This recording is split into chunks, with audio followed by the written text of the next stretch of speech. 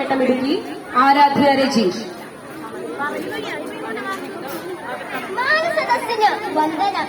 ബഹുമാനപ്പെട്ട അധ്യാപകരെ, പ്രിയ രക്ഷിതാക്കളെ, എന്റെ സ്നേഹം നിറഞ്ഞ കൂട്ടുകാരെ, നൂറ്റാണ്ടുകളോളം ഭാരത ജനതയെ അടക്കി ഭരിച്ച സൂര്യനസ്തമിക്കാത്ത ബ്രിട്ടീഷ് സാമ്രാജ്യത്തെ ഈ മണ്ണിൽ നിന്നും കെട്ടുകെട്ടിക്കാൻ പൊരുതി മരിച്ച ധീര ദേശാഭിമാനികളുടെ ധീരസ്മരണയ്ക്ക് മുൻപിൽ രക്തപുഷ്പങ്ങൾ അർപ്പിച്ചുകൊണ്ട് നാം വീണ്ടും ഒരു സ്വാതന്ത്ര്യ പുലരിയിലേക്ക്. എല്ലാവർക്കും എന്റെ സ്വാതന്ത്ര്യ ദിന ആശംസകൾ.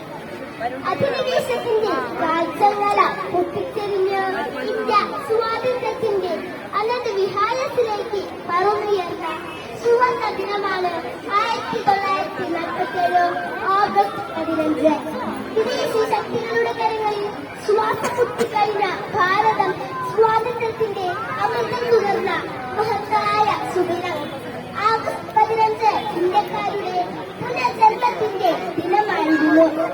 സ്വാതന്ത്ര്യത്തിന്റെ വിലയും അസ്വാതന്ത്ര്യത്തിന്റെ പീഡനവും അറിഞ്ഞ ഭാരതത്തിന്റെ പിന്നിട്ട നാളുകൾ ഭാവി തലമുറയിൽ കൊളുത്തിവെക്കുന്നത് പാരതന്ത്ര മാനികൾക്ക് ഹൃദയേക്കാൾ ഭയാനകം എന്ന ആശാന്റെ വാക്കുകളാണ്. ഒരുപാട് പുണ്യാത്മാക്കളുടെ ജീവത്യാഗത്തിന്റെ ഫലമാണ് നാം നേടിയെടുത്ത സ്വാതന്ത്ര്യം എന്നത് നമുക്ക് മറക്കാതിരിക്കാം. രാഷ്ട്രപിതാവായ മഹാത്മാഗാന്ധിയുടെയും നേതാജി സുഭാഷ് ചന്ദ്ര ബോസിന്റെയും ജവഹർലാൽ നെഹ്റുവിന്റെയും ഓർമ്മകൾക്ക് മുൻപിൽ നമുക്ക് പ്രണാമം അർപ്പിക്കാം. അഹിംസയിലൂന്നിയ സ്വാതന്ത്ര്യമാണ് നമ്മുടേത്. എന്നാൽ ഇന്ന് ജാതിയുടെയും മതത്തിന്റെയും രാഷ്ട്രീയത്തിന്റെയും പേരിൽ മനുഷ്യർ പരസ്പരം കടവെട്ടുന്നു. കൊലപാതകങ്ങളും സ്ത്രീധന മരണങ്ങളും തുടർക്കഥയാകുമ്പോൾ യഥാർത്ഥത്തിൽ നമുക്ക് സ്വാതന്ത്ര്യം ലഭിച്ചിട്ടുണ്ടോ എന്ന് നാം സംശയിക്കേണ്ടിയിരിക്കുന്നു. ഇന്ത്യ 77ാം സ്വാതന്ത്ര്യ ദിനം ആഘോഷിക്കുമ്പോൾ നമുക്ക് അഭിമാനിക്കാം, സന്തോഷിക്കാം. ഭാരതത്തോടുള്ള അധികാരം വികാരത്തിൽ നിന്ന് പ്രവർത്തനത്തിലേക്ക് കടന്നു വരണം.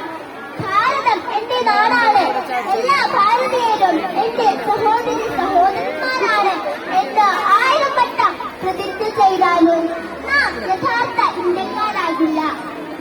ദേശീയഗാനം പാടുമ്പോഴും ദേശീയ പതാക ഉയർത്തുമ്പോഴും വന്ദേ മാതരത്തിൽ മുഴുകുമ്പോഴും അവയെല്ലാം നമ്മുടെ രാജ്യത്തിനും സമൂഹത്തിനു വേണ്ടി പ്രവർത്തിക്കുവാനുള്ള മഹാധ്വനികളായി മാറണം.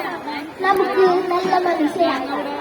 കവി പറയുമ്പോൾ ആണ്ടേ കുരിക്കലോരാഗസ്തു 15 മുടയേറ്റ മധുരമോ ഭാരതം. അല്ല, അത് നമ്മുടെ രക്തവും വികാരവുമാണ്.